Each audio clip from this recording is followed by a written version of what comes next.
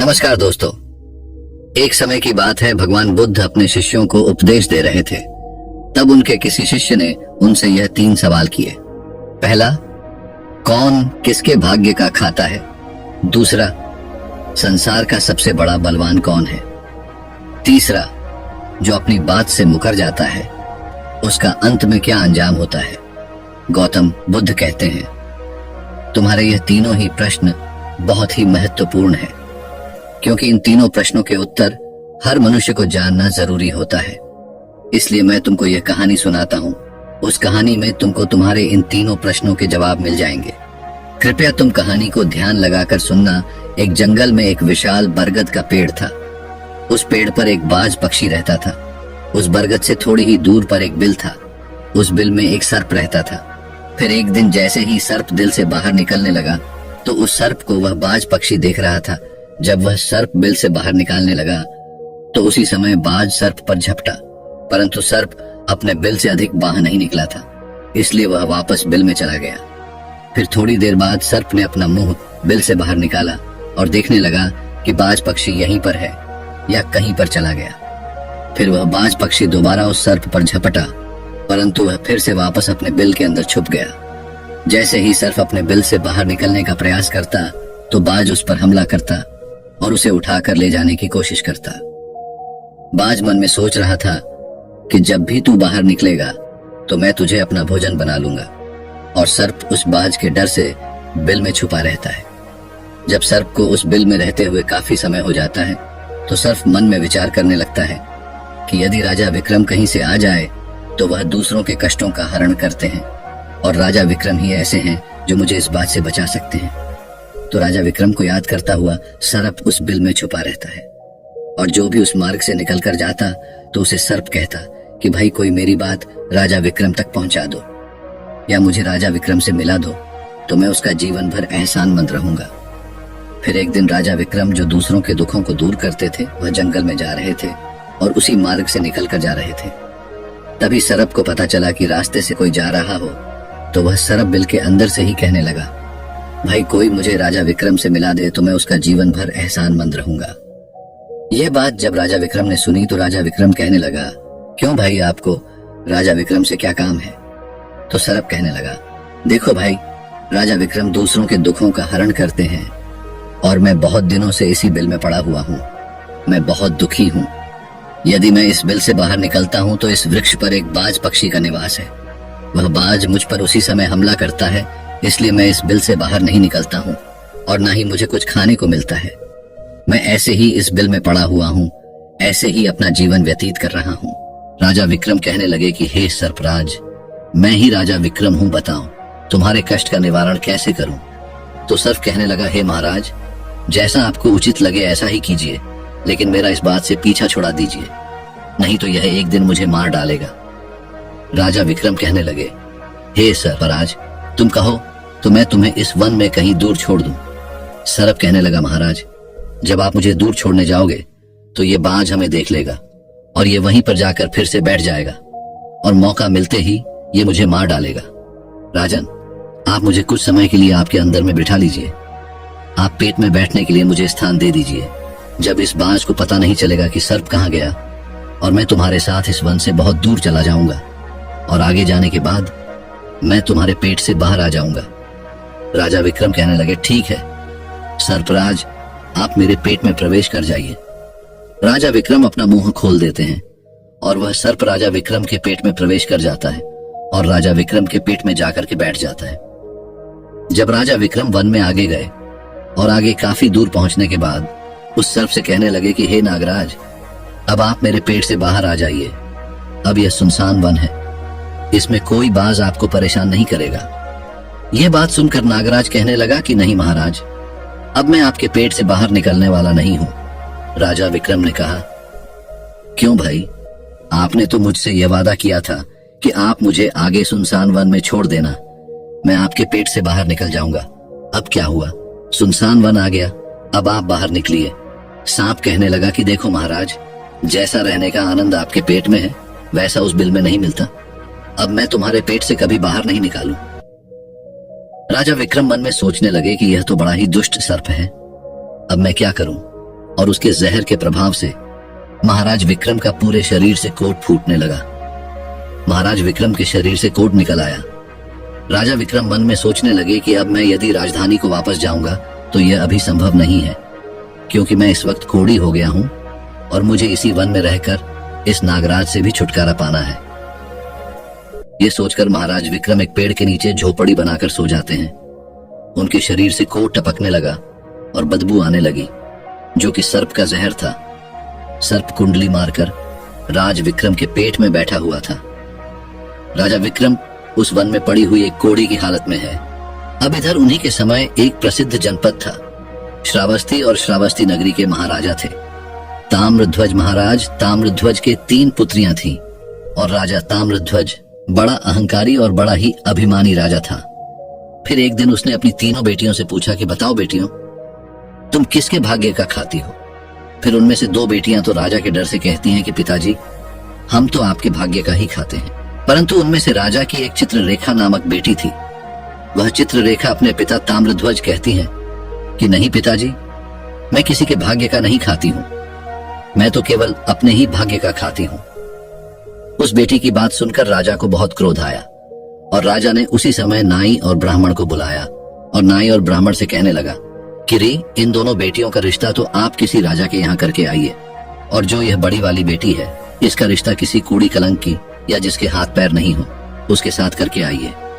फिर राजा का आदेश मिलते ही नाई और ब्राह्मण उन तीनों बहनों का रिश्ता करने के लिए चल देते हैं। उन्होंने राजा की दोनों छोटी बेटियों का रिश्ता तो राजवंशों में कर दिया, परंतु तीसरी बेटी के लिए वर ढूंढते ढूंढते हुए उसी वंश से निकाल कर जा रहे थे जिस वन में राजा विक्रम अपनी झोपड़ी में कोढ़ी के रूप में पड़े हुए थे। उनके शरीर से कोढ़ बह रहा था। तो राजा विक्रम को देखकर नाई और ब्राह्मण आपस में कहने लगे कि इससे अच्छा तो कोई व्यक्ति हमें नहीं मिलेगा, इसलिए इसके साथ ही राजा की लड़की का संबंध करके चलते हैं। फिर राजा विक्रम के साथ नाई और ब्राह्मण ने राजा ताम्रध्वज की लड़की चित्ररेखा का विवाह तय कर दिया और राजा ने भी बहुत जल्दी ही चित्रलेखा को उस वन में ले जाकर कि वहीं उस खड़ी राजा विक्रम के साथ उसका विवाह संपन्न कर दिया। राजा विक्रम जैसे महापराक्रमी राजा समय की चपेट में आ गए और एक कूड़ी का जीवन गुजार कर रहे थे। वह लड़की बड़ी पतिव्रता थी। वह अपने पति राजा विक्रम की सेवा करती थी और वह दोनों छोटी बहनें जो थी वह बड़े बड़े राजाओं के घर में गई तो वह तो आराम की जिंदगी जी रही थी, लेकिन चित्रलेखा राजा विक्रम के साथ दुखी जीवन काट रही थी। कहते हैं जो अपने नियम और सिद्धांतों पर रहता है और जो धर्म का पालन करता है, ईश्वर हमेशा उसे सुखी रखना ही पसंद करता है। भगवान उसे हमेशा आनंद प्रदान करता है। इसलिए जब उस झोपड़ी में रहते रहते चित्ररेखा को राजा विक्रम के साथ बहुत दिन बीत जाते हैं तो उस झोपड़ी के पास एक पीपल का वृक्ष था और उस वृक्ष के नीचे एक दूसरा सर्प का बिल था। तो एक दिन विक्रम सो रहे थे और रात्रि का समय था और चित्रलेखा महाराज विक्रम की सेवा कर रही थी। उसी समय उस बिल से एक सर्प बाहर निकलता है और बाहर निकलकर जो राजा विक्रम के पेट में सर्प था उस सर्प से कहने लगता है, अरे दुष्ट, अपने वचन से मुकर गया। तूने तो महाराज विक्रम से कहा था कि मैं दूर वन में जाकर तुम्हारे पीठ से बाहर निकल जाऊंगा, और तो ऐसे परोपकारी राजा के पीठ में जाकर के बैठ गया। तुम्हारे जहर के कारण राजा के पूरे शरीर से कोढ़ निकाल आया। अरे तुझे शर्म नहीं आई कि तूने कितना गलत काम किया है? क्योंकि इतने समय में राजा विक्रम न जाने कितने ही जीवों का दुख दूर करते हुए सिर्फ आगे कहता है, यदि कोई सुन रहा हो तो मैं तेरे मरने का उपाय बताता हूँ। यदि कोई गंगा जल लाकर के इस राजा को पिला दे तो तेरे उसी समय 100 टुकड़े हो जाएंगे और मल के रास्ते से बाहर निकल जाएगा। अब राजा के पेट के अंदर बैठा हुआ जो सर्प था वह दूसरे सर्प से कहने लगा कि तेरे जैसा भी मैंने कभी नहीं देखा। धन के खजाने पर कुंडली मारकर बैठा है। यदि यह धन मानव समुदाय के कल्याण के लिए लगाया जाता तो इससे न जाने कितने मानवों का भला होता। मैं भी तेरे मरने का उपाय बताता हूँ। यदि कोई सुन रहा हो तो कोई पीपा तेल गर्म करके तेरे बिल में डाल दे तो उसी समय तो नष्ट हो जाएगा, और इस बिल वाले स्थान की खुदाई करेगा तो यहाँ पर अपार धन संपत्ति निकलेगी उस बात को। चित्रलेखा बड़े ध्यान से सुन रही थी। चित्रलेखा ने मन में विचार आया, यह राजा विक्रम है और इनके पेट में एक सर्प बैठा हुआ है, इस कारण महाराज के शरीर से कोढ़ निकाल रहा है। तो वह बेचारी चित्ररेखा एक आशी के आश्रम पर पहुंचती है और उन आशी से अनुरोध करती है कि महात्मा, मुझे 1 गिलास गंगा जल की आवश्यकता है। आशी ने कहा, बे तुम कौन हो और गंगा जल का क्या करेगी? तो वह चित्ररेखा कहने लगी, हे मुनिवर, मैं राजा ताम्रध्वज की बेटी चित्ररेखा हूँ और मेरे पति के लिए मुझे दवा के रूप में गंगाजल चाहिए। उस आरशी ने उसे एक गिलास गंगाजल दे दिया। अब चित्ररेखा गंगाजल लेकर जल्दी ही महाराज विक्रम के पास पहुंच गई और पहुंचकर महाराज विक्रम से कहने लगे कि महाराज, यह दवाई है, आपके कोण को सही करने के लिए आप इसे ग्रहण कीजिए। राजा विक्रम उस गंगाजल को पी गए और जैसे ही राजा विक्रम ने उस गंगाजल का पान किया तो उस सर्प के उसी समय 100 टुकड़े हो गए। जो पेट में था वह सर्प नष्ट हो गया। वह धीरे धीरे राजा के शरीर से मल के रास्ते से बाहर निकल आया। अब तो राजा का कोढ़ धीरे धीरे सही होने लगा और कुछ ही दिनों में राजा का कोढ़ बिल्कुल सही हो गया। राजा का पूरा उपचार हो गया। राजा पहले की तरह स्वस्थ हो गए। अब राजा विक्रम से चित्ररेखा कहने लगी, हे महाराज, मैं एक स्त्री हूं, इस शहर में नहीं जा सकती हूं। आप शहर में जाइए और एक पीपा तेल का लेकर आ जाए। राजा विक्रम कहने लगे कि चित्ररेखा, उस तेल का तुम क्या करोगी? चित्ररेखा ने कहा, महाराज, आप पहले तेल का पीपा लेकर आइए, फिर मैं आपको बताऊंगी। फिर चित्ररेखा की बात सुनकर राजा विक्रम बाजार में जाते हैं और वहां से एक पीपा तेल का लेकर आते हैं। फिर चित्ररेखा वहां आग जलाती है और उस आग पर उस तेल को गर्म करती है और गर्म करके उस सर्प के बिल में खाली कर देती है। जैसे ही उस बिल में वह गर्म तेल डाला गया तो सर्प की मृत्यु हो गई।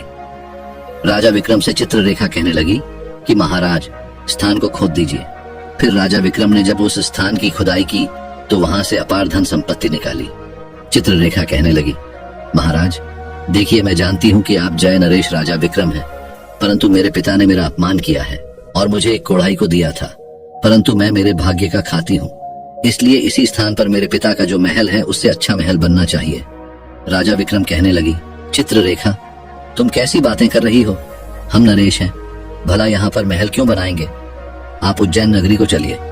परंतु राजा विक्रम के कहने पर भी चित्ररेखा नहीं मानी। फिर राजा विक्रम ने उस वन में एक शानदार महल का निर्माण करवाया। इस संसार में सबसे बलवान समय होता है और कोई बलवान नहीं होता है। जिसका समय अच्छा होता है वह आगे बढ़ता रहता है और जिसका समय खराब हो जाता है, जिसका समय विपरीत होता है, वह पतन की ओर अग्रसर हो जाता है। राजा ताम्रध्वज पर एक दूसरा राजा आक्रमण कर देता है और उस आक्रमण में तमध्वज पराजित हो जाता है और राज अपने परिवार सहित प्राण बचाने के लिए उसी वन में पहुंच जाता है। जब वन में राजा भूखा प्यासा भटक रहा था, फटे हुए वस्त्र और भूख से पीड़ित और प्यास से राजा का गला सूखा जा रहा था, तो राजा घूमते घूमते उस चित्ररेखा और राजा विक्रम के महल के नजदीक से गुजरता है। तो चित्ररेखा अपने पिताजी को पहचान जाती है। चित्ररेखा ने अपने एक सेवक को भेजा और सेवक भेजकर महाराज ताम्रध्वज, जो कि एक फटी हुई हाल में थे, उनके पास वस्त्र नहीं थे, उन्हें बुलवाया। ताम्रध्वज ने सोचा कि यह न जाने कौन है और हमें क्यों बुला रही है। जब राजा ताम्रध्वज उस लड़की के पास पहुंचे तो लड़की को पहचान लिया। चित्ररेखा ताम्रध्वज से कहने लगी कि पिताजी, मैं वही चित्ररेखा हूं और मैं आपसे यह कहती थी कि मैं मेरे भाग्य का खाती हूं। देखिए, मैं मेरे ही भाग्य का खाती हूं, आपके भाग्य का नहीं खाती हूं। आपने ने मुझे एक कूड़ी को दिया था, परंतु मेरे भाग्य में तो एक सम्राट लिखा था। देखिए पिताजी, मैं उज्जैन नरेश राजा विक्रम की पत्नी हूं। राजा ताम्रध्वज मन में विचार करता है और अपनी उस लड़की से अपने अपराध के लिए क्षमा मांगता है। इस संसार में सबसे बड़ा बलवान समय है और हर कोई व्यक्ति किसी दूसरे के भाग्य का नहीं खाता है। हर कोई यह सोचता है कि यह मेरे भाग्य का खा रहा है। नहीं, कोई किसी के भाग का नहीं खाता है। जो कोई खाता है वह अपने भाग्य का ही खाता है। हर दाने दाने पर खाने वाले का नाम होता है। आप ये ना सोचे कि हम किसी को खिला रहे हैं। आप किसी को खिलाने वाले कौन होते हैं? इस संसार को खिलाने वाला तो एक ही है और वह है भगवान शिव शंकर। जो अपनी बात से मुकर जाता है उसका अंत वही होता है जो राजा विक्रम के पेट में बैठे हुए उस सर्प का हुआ था। अंततः वह विनाश को प्राप्त होता है। हमेशा सत्य की ही जीत होती है और अधर्मी, अत्याचारी और पापियों का अंत होता है।